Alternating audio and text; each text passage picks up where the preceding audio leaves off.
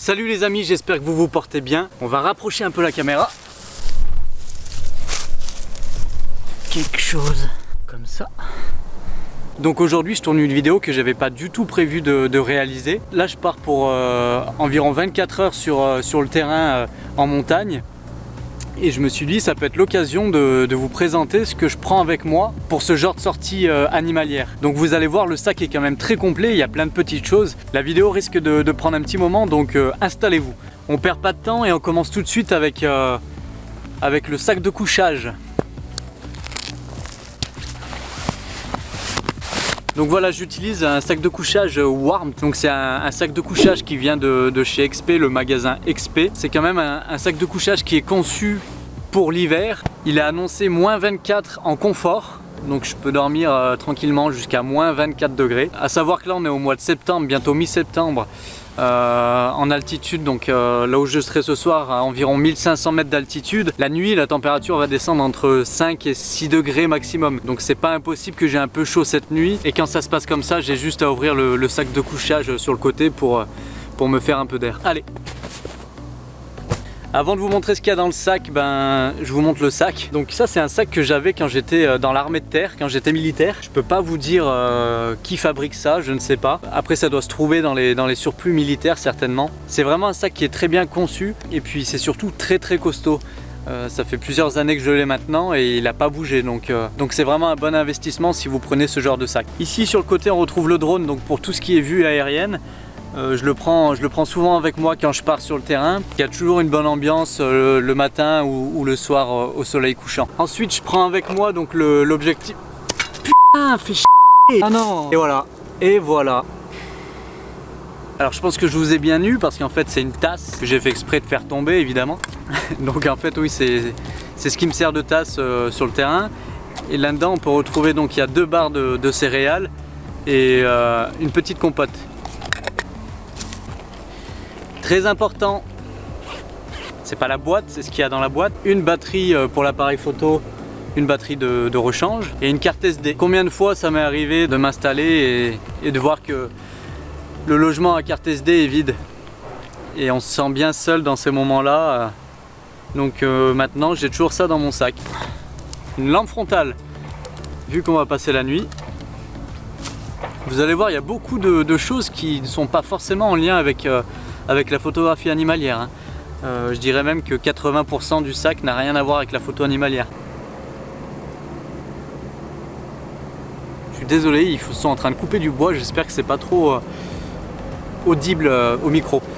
Je disais, oui, il y a beaucoup de matériel technique qui n'a pas de lien avec la photo animalière, mais c'est vraiment ce qui va m'aider à passer une bonne nuit, etc. Et du coup être disponible pour réaliser peut-être de jolies photos. Ici on a une trousse de secours avec plein de choses dedans, on va prendre le temps de l'ouvrir ensemble. Alors qu'est-ce qu'on retrouve dans cette trousse? J'ai un aspi-venin, donc si je me fais piquer par un frelon, une abeille, ou mordre par un serpent, ça peut être utile. Un couteau qui vient aussi du magasin XP. Très important, une pince à tic. Une tic ça s'enlève pas n'importe comment, donc il faut bien utiliser une pince qui est conçue pour ça. Et le fait de l'avoir avec moi, ça me permet de pouvoir l'enlever directement sur le terrain et pas besoin d'attendre que je rentre à la maison le lendemain et rester plusieurs heures avec la tique sur moi. J'ai une paire de ciseaux, une couverture de survie, des dafalgans pour les maux de tête, de la lotion pour les yeux, je sais plus vraiment comment on appelle ça. Ça c'est des pastilles pour désinfecter de l'eau, pour pouvoir la rendre potable. Si je prends de l'eau dans une rivière par exemple, je mets 1 ou 2 pastilles dedans suivant la quantité d'eau et ça fait qu'elle devient potable. Parce que vous allez voir, j'ai pas énormément d'eau avec moi et s'il y a un souci et que je dois rester plus longtemps sur le terrain, j'ai cette solution qui s'offre à moi. J'ai des mouchoirs, une pince multiprise avec plein de petits accessoires dessus, une bande élastique avec des pansements, ma brosse à dents et du dentifrice, la biseptine pour désinfecter. Je peux rapidement me faire mal, me couper, etc. Je me charge un petit peu le dos avec ce genre de choses, mais ça peut vraiment être nécessaire. Ça c'est du savon, des petites feuilles de savon. Et ici, des compresses imbibées de biseptine, encore une fois. Une paire de jumelles. Alors normalement j'ai une paire de jumelles qui est beaucoup plus grosse, les Bushnell que j'utilise tout le temps.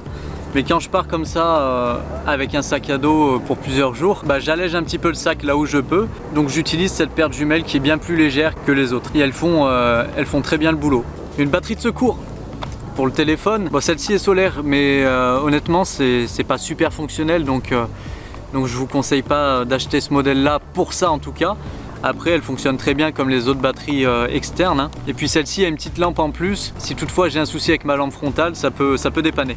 Cuillère, couteau, fourchette pour manger évidemment. Une boîte d'allumettes, ça peut toujours servir. Tenue dans un sac fermé pour les protéger de l'humidité.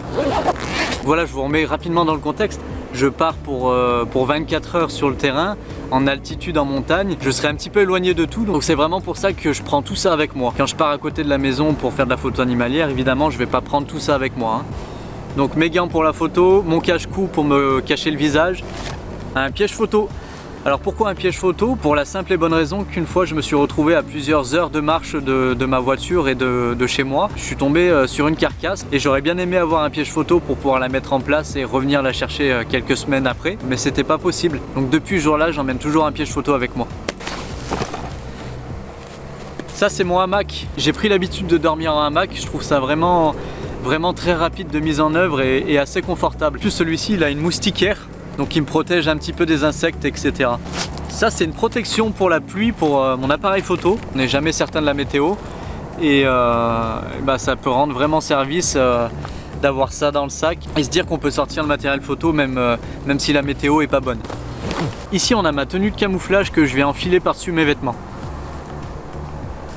Des sous-vêtements de rechange que je mets dans un sac plastique pour une question d'humidité encore une fois. Si la météo vient à changer et que mon sac est trempé, j'aurai quand même des sous-vêtements au sec. Alors là on a mon objectif 28-75 en 2.8 qui me sert en fait à faire toutes mes séquences de paysage. Et ici c'est mon multiplicateur 1.4 qui va avec le 300 mm que j'ai derrière. Mais tout ce qui est spécifique photo, appareil photo, objectif, multiplicateur, ce sera l'objet d'une autre vidéo très prochainement. Parce que je sais qu'il y en a qui attendent ça avec impatience. Donc ce sera peut-être, je dis bien peut-être, la prochaine vidéo après celle-ci. Ça c'est mon réchaud, donc pour faire chauffer mon repas. Et ça c'est vraiment le top parce que ça va très vite pour faire chauffer son eau ou son repas. Ça prend pas de place, c'est tout léger. C'est vraiment excellent. Donc je viens visser ma bouteille de gaz ici. Ça je viens l'enfiler là et là on n'a plus qu'à tourner, à allumer. Il n'y a même pas besoin de briquet parce qu'il y a un petit bouton qui fait une petite étincelle comme à la maison. Donc c'est vraiment le top. Là qu'est-ce qu'on a? Donc ça c'est des petits céréales où j'ai juste à rajouter de l'eau chaude dedans, donc pour le petit déjeuner. Ensuite le repas de ce soir ou de demain midi, je sais pas encore, c'est des lentilles cuisinées. Donc j'ai juste à y faire chauffer au bain-marie et il n'y a plus qu'à manger. Encore la même chose, enfin à peu de choses près, donc là c'est des lentilles et pois chiches. Même combat, hein, c'est-à-dire qu'on fait chauffer de l'eau et on plonge le sachet à l'intérieur pour faire chauffer le repas. Et ça prend 3 minutes maximum avant que ce soit prêt. De l'eau, donc moi j'emporte 2 litres d'eau avec moi. Et puis comme on l'a vu un peu plus tôt, si vraiment je suis en manque d'eau, je peux toujours prendre de l'eau dans une rivière, la faire bouillir si je veux ou rajouter les petites pastilles de chlore pour rendre l'eau potable. Ça c'est une polaire pour les soirées un peu plus fraîches. Un filet de camouflage pour les affûts. Et pour finir, une veste pour la pluie si la météo vient à changer pour pas que le bonhomme soit trempé, comme le matériel d'ailleurs. Donc une veste imperméable. Donc voilà les amis, on a fait le tour de ce que je prenais dans mon sac pour partir 24 heures. Ça fait beaucoup de choses mais c'est uniquement des objets dont je me sers à chaque fois, donc faut que je les prenne avec moi. N'oubliez pas de me rejoindre sur les réseaux sociaux, sur Facebook et sur Instagram, Wild Forest Photography. Puis vous le savez maintenant, j'aime beaucoup échanger dans l'espace commentaire sur YouTube.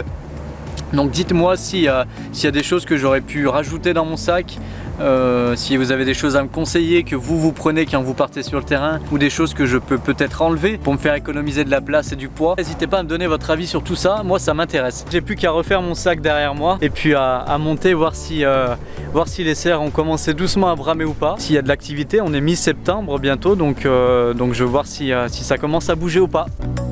Prenez bien soin de vous les amis, à tout bientôt. Bye.